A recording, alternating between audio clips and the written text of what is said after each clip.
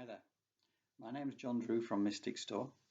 Good to be seeing you again just before Christmas. This is the final go around before Christmas. If there's anything you need to order from Mystic Store, then just reach out onto the website, send me an order, and basically we shall see if we can rustle Santa's sleigh into action for deliveries pre-Christmas. Anyway, so there was something in particular I just wanted to talk about, and a few conversations I've had recently with friends, and what it is it's just kind of like it's to acknowledge something here, because Mystic Store is all about mystics, right? This is all about spiritual goods and artisan wear and eco-friendly kind of products, which is great. But the whole inspiration for this comes from the mystic world. It comes from spiritual readers, mediums, psychics, clairvoyants, tarot card readers, energy healers, that sort of thing. Now, one thing that I have to acknowledge, having had these conversations recently or exchanges by email or phone calls or whatever, is acknowledging the fact that there's a lot of people out there who really don't believe in this stuff. And I really just had to take a moment to acknowledge that, and also to say that it wasn't that long ago that I was in that particular camp myself. Because again, before 2.5 years ago, before I even had my first reading, probably 3 years ago, because I started to open my mind a bit to it, but like even when I was 57, going through this, I didn't really even stop to consider the afterlife or anything like that, and I would have been skeptical and cynical about it, and a lot of people are, and all I'm trying to say is that I totally get it, and the reason is, and this is what's interesting about this, is there's far more skepticism across the male population than the female population, and that comes down to a left brain, right brain kind of thing. So the left brain, and particularly in the world where I used to work for many, many decades, was finance, banking, and markets related stuff, and it's all very much a left brain activity. So and logic and all this kind of thing, and it's what we know and what we understand, and this is life as we believe it to be. So we live our life in the left brain, which kind of tells you that this mystical stuff is nonsense, because it's not logical. We can't understand it. We can't explain it. It's not part of the programming that we typically grow up with. So the natural thing is to dismiss it, because I think, again, left brain folks, we tend to be more scientific. We want proof. We want to see evidence about why and how before we even start to believe it. And that was me. And then I had a reading. My daughter's reading first, which came back with a bunch of messages for me, which I thought was astounding, because this is all going on some 5,300 miles away from home where all these things happened, and nobody would have known me, and it's not like they could have researched anything and passed messages through Stephanie to get to me from this medium. So I thought, it's crazy. So then when I had my reading with this lady, Susan Grau, who's amazing, Dr. Susan, she is now, it removed any doubt for me. The things that were coming through in that reading couldn't possibly be known. No way could Susan or a team of researchers have ever researched the things that she found out. There were things that I knew that only I could know. There were things that I didn't even know, but obviously were very obviously true, and things that were going to happen in the future, which have come true, which again I couldn't possibly have predicted, and it's amazing. So anyway, I say all that, but at the same time, I completely respect the left brainers, because I was one of them, and I still am to some extent. But what I've done is that I've kind of learned to listen more from gut instinct and from my heart than from my head, because I think this is a big key. We rely on the mind too much as left brainers. That's it. I think the right brain population, which is predominantly the women, tend to be more open-minded to the spiritual world. So therefore, I would say, where's my future audience for Mystic Store Mystics? Well, it's predominantly amongst the ladies, but what I would say is I would suggest that the fellas, if you're curious and there's nothing to lose, just invest a small amount of money to have a mystic reading and see what you think. Because you can prove beyond doubt that it doesn't exist, or maybe you prove beyond doubt that it does exist. But either way, you've got nothing to lose.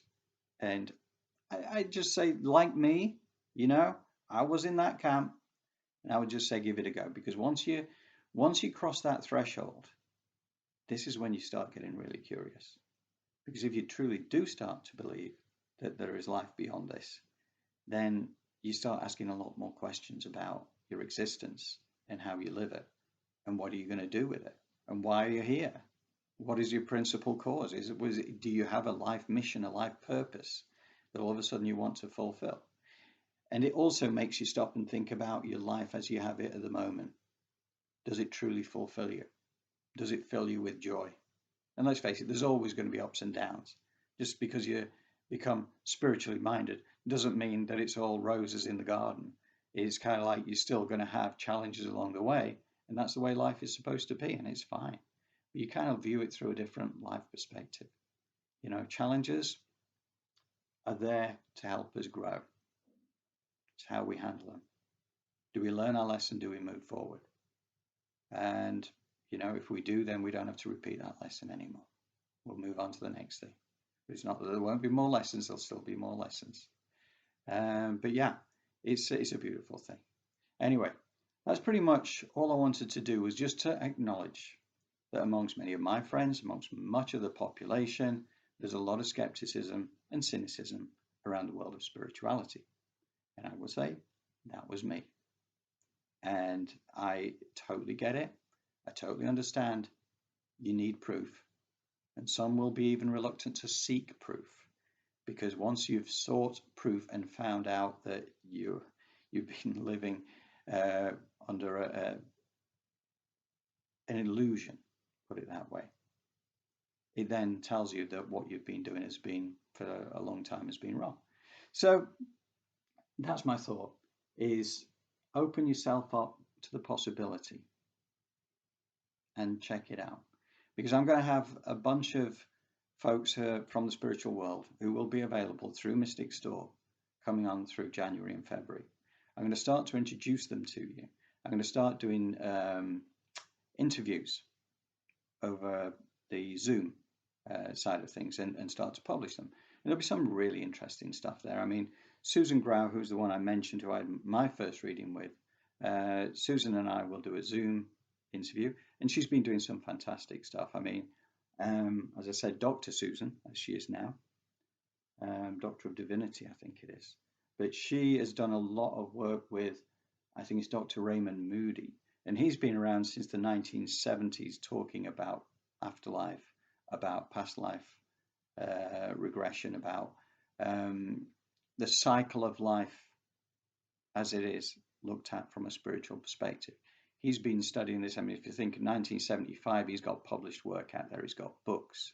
He's got programs and videos and various other things. So he's quite elderly now. Susan's been doing a lot of work with him recently and talking about near-death experiences, and something that Susan knows a lot of, because as a child she went through a near-death experience which helped to kind of sharpened her talent still further. But again, I'll let her tell you about that on the Zoom interview. And we'll have a bunch of other talented spiritual people who can help to go through the same thing. It'll hopefully help you to decide, is it something you want to explore? If it is, who do you want to explore it with? You're going to have a choice. So anyway, that's it pretty much for me from now. But on the Mystic Store side of things, since I've got a couple of things just here, I thought I'd introduce you to the Hattie Angels. Beautiful little things. They're all hand carved, hand painted out in Bali, and they are beautiful.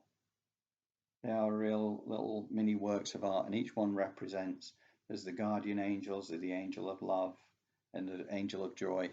and it's come in 3 different sizes. You've got 15 centimeters, 20 centimeters, 25 centimeters. But an angel is not just for Christmas. An angel is for life. We don't want the RSPCA after you, Royal Society of Protection of Cruelty to Angels. You don't want them calling on you. They're serious folks. Also, if you like angels, we've got this little plug-in. This is inexpensive, but this little angel here is actually a salt lamp, Himalayan salt lamp, carved, and as you can see, she changes color. And again, it's a nice little object. It actually just plugs into a USB, so you can have a USB port, or you can use obviously put a proper plug onto your USB and plug it into the mains as well. But it's a beautiful little thing. I like her.